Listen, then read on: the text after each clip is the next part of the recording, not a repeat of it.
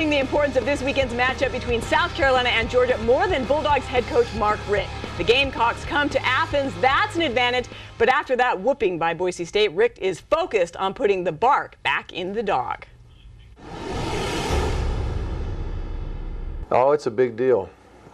We've never won the Eastern Division without winning this game. So we know that history has shown, over at least the last 10 years, that in order to win the East, it's imperative to win this game. We all know it's mathematically possible, to recover and still win it.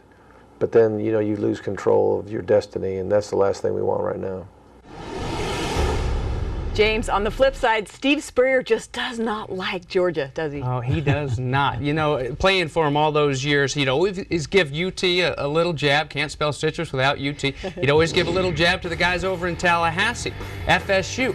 But we knew in that locker room that he hated these guys. And here's why. Look at his record as a player. Heisman Trophy winner, very competitive, one of the most competitive people I've ever been around.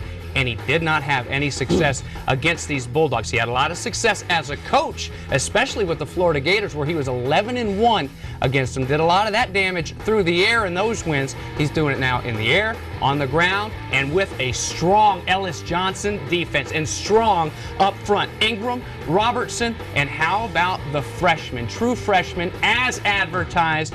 Great hands, getting off the block and delivering some pop. Wow, if that's game one, Coach, I can't wait to see what's in store for number 7. And you know what, though? They're starting to get these guys.